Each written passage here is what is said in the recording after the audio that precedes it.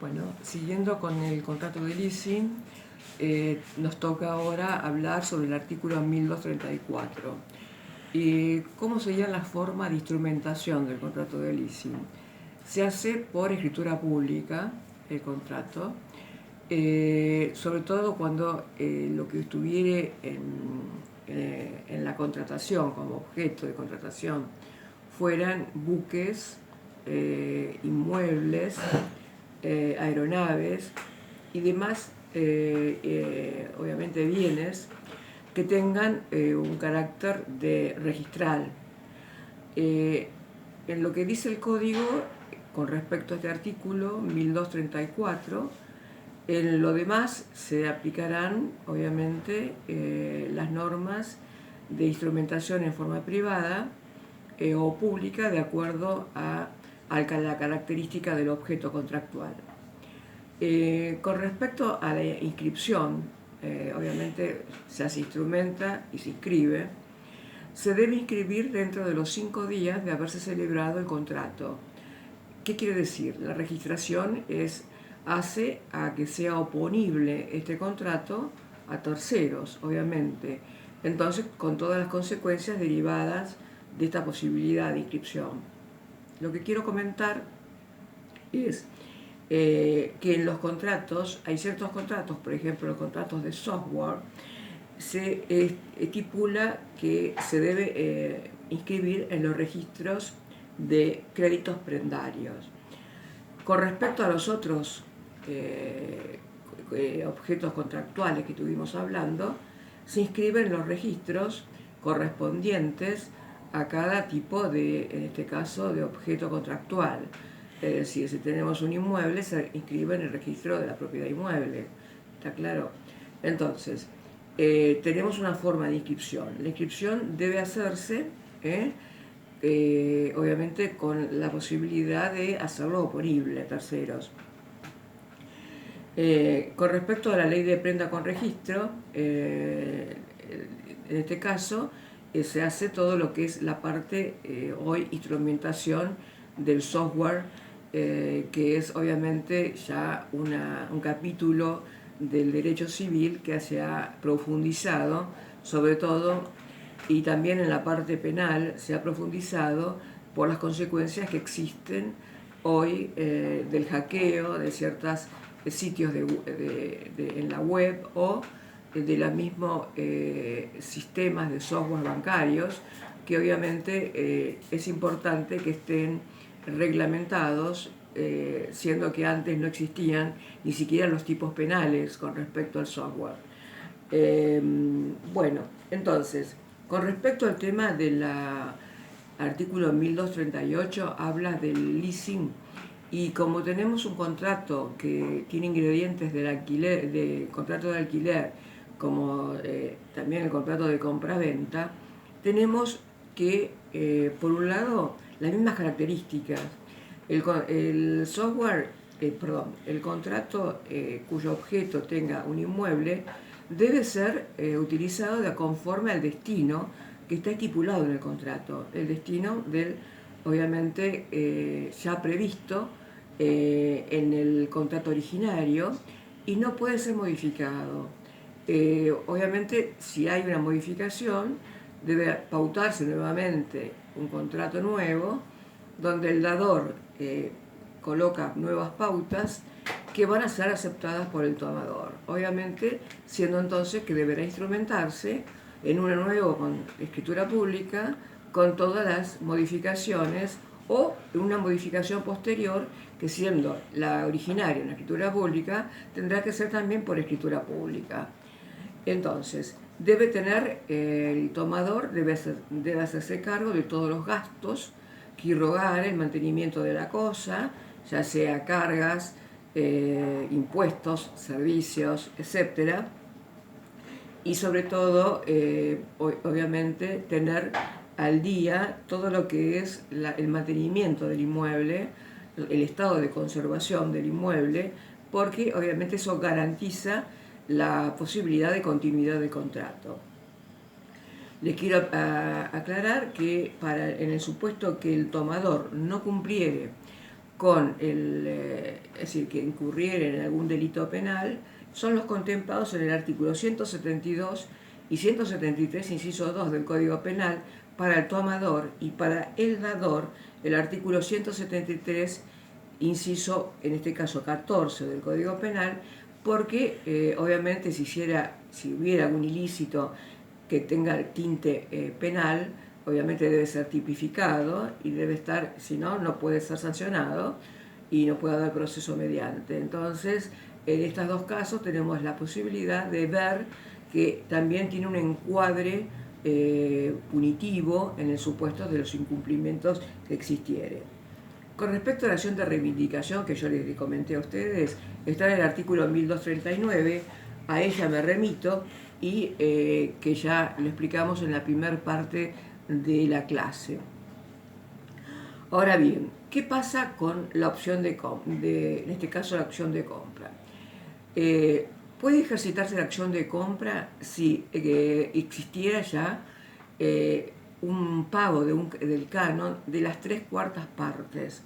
Ahí en esa opción de haber ejercitado en las 3/4 partes del pago del canon, puede ejercitar la opción de compra el tomador. Puede también haber una prórroga del contrato, que obviamente debe haber acuerdo de partes, la prórroga, ¿no? Y también puede haber una prórroga de la opción de compra. La opción de compra puede prorrogarse. También decimos que puede transmitirse. Esto acá tenemos todo lo que es el contrato de cesión, que lo tenemos en el artículo evidentemente estipulado al efecto, y que lo contempla el artículo 1242. Con respecto al artículo 1243, ya lo hablamos, que es la responsabilidad objetiva, que es la que ya habíamos hablado con respecto al tomador de la cosa, responde pecuniariamente por el supuesto del desgaste o, en este caso, los vicios que tuviere la cosa, estando en guarda del tomador del inmueble. Obviamente en este caso se podrá tildar de incumplimiento y por tanto tendrá también, además de las acciones, en este caso que habíamos hablado, también tendrá las acciones de daños y perjuicios por la reparación, que obviamente es la reparación según la teoría de la reparación plena, que ustedes no sé si recuerdan que la reparación plena en el Código Civil y Comercial es la misma concepto que tenemos en el Código de Vélez-Sarsfield, es volver las cosas al estado anterior, salvo que esto fuera imposible. En este caso se resarcirá con dinero.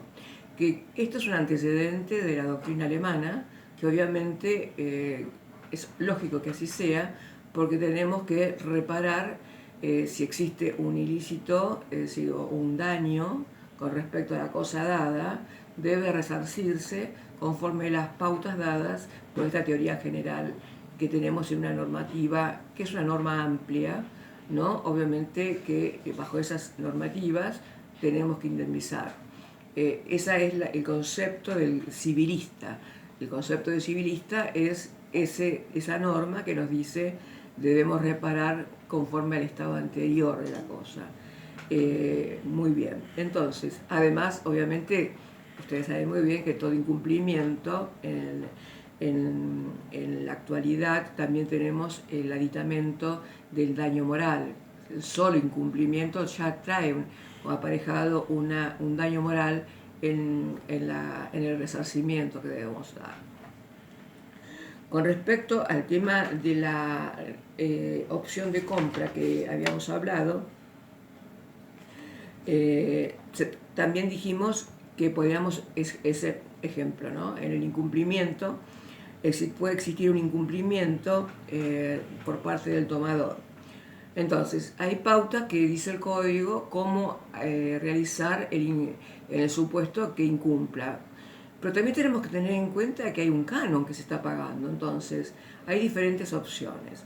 Si se pagó 1/4 del canon en este caso del leasing, se podrá iniciar las acciones. Obviamente, eso incurre en mora automática. Ustedes saben, acá en este código actual no existe la mora que teníamos en el código de Vélez-Sarsfield, sino que es mora automática, es decir, por solo el transcurso del tiempo se incurre en incumplimiento. Entonces, se incurre en incumplimiento, viabiliza las acciones de exigibilidad. ¿Y cuáles son esas acciones de exigibilidad? Proceder al desalojo en este caso del tomador, porque incumplió con los cánones, con el canon mensual comprometido. Ahora bien, ¿qué sucede si pagó un cuarto o más de un cuarto del canon locativo? En este caso, si pagó un cuarto o más de un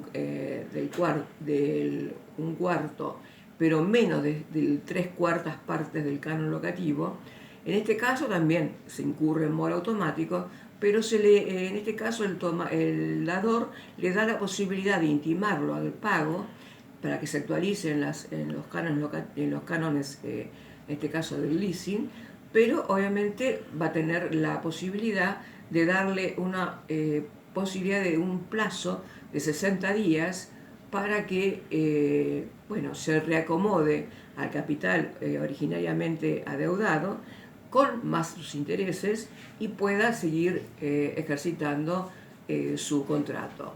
Ahora bien, ¿qué sucede si en este caso si tiene abonado, en este caso, más de 3/4 partes del canon locativo? En este caso, el dador va a tener la obligación de intimarlo, obviamente incurre en mora, de intimarlo para que pague lo adeudado en el leasing, en el contrato de leasing, pero ya tiene un plazo de 90 días para que este señor se reajuste sus deudas, abone con sus intereses y en este caso va a tener la posibilidad de abonar. Si no lo hiciera en el plazo de gracia que le está dando la ley, va a tener que desalojarlo iniciando el juicio conforme la normativa de rito, que son los contratos, ustedes saben, que tienen una modalidad específica, el contrato de la ejecución del desalojo, y en este caso va a tener que tramitarla el dador bajo esa condición en carácter de propietario de la cosa, obviamente que es la legitimación activa que requiere el juicio de desalojo, o sea, el propietario de la cosa, en este caso. En el artículo 1250 se aplica, dice subsidiariamente, los contratos de locación y los contratos de compraventa.